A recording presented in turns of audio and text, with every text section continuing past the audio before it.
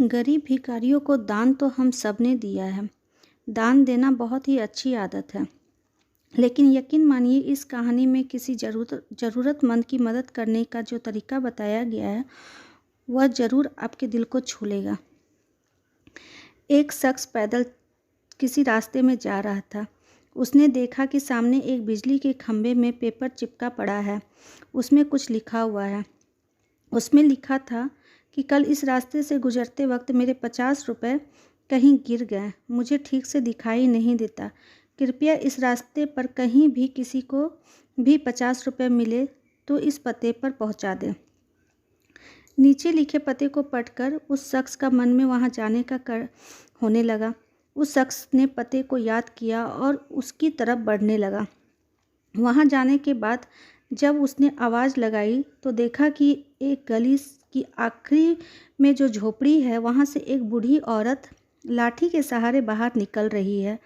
उस शख्स को मालूम हुआ कि वो वृद्धा वहां अकेली रहती है।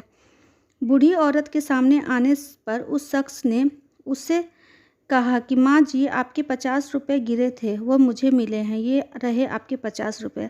उस शख्स की बात सुनकर बूढ़ी औरत रोने लगी और कहा, बेटा, कल से अब तक करीब 25-30 लोग मुझे 50 रुपये देकर जा चुके हैं। बेटा, मुझे ठीक से दिखाई नहीं देता, मुझे पढ़ना लिखना भी नहीं आता। न जाने किसने मेरी हालत देखकर मेरी मदद करने के लिए ऐसा किया। उस शख्स के बहुत कहने पर उस बूढ़ी औरत ने उससे 50 रुपये ले तो लिए, लेकिन उस शख्स से विनती करते हुए कहा, बेटा, जाते वक्त वो संदेश ज़रूर फाड़ कर फेंक देना। ना जाने किसने मुझ पे तरस खाकर ऐसा किया। उस शख्स ने सिर हिलाते हुए बूढ़ी औरत की बात पर हामी भर दी। थोड़ी दूर जाने के बाद वह शख्स सोचने लगा कि आखिर मुझसे पहले आए 25-30 लोग को भी तो उस बूढ़ी औरत ने यही बात बोली होगी संदेश फाड़ने को, लेकिन किसी ने तो अब तक ये फाड़ा नहीं है, तो फिर मैं कैसे फाड़ दूँ।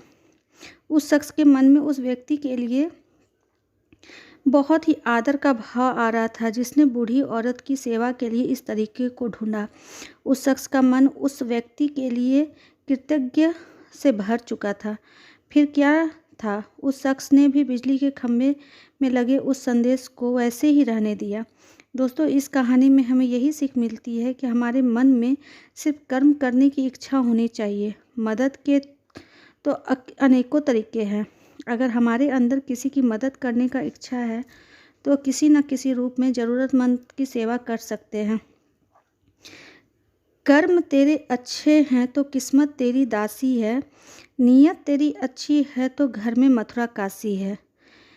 बस इसी संदेश को ध्यान में रखते हुए हर ज़रूरतमंद की मदद करनी चाहिए। अगर आपको मेरी ये कहानी, छोटी सी कहानी अच्छी लगी हो तो प्लीज़ मेरे चैनल को सब्सक्राइब करें, लाइक करें, कमेंट करें। Thank you so much.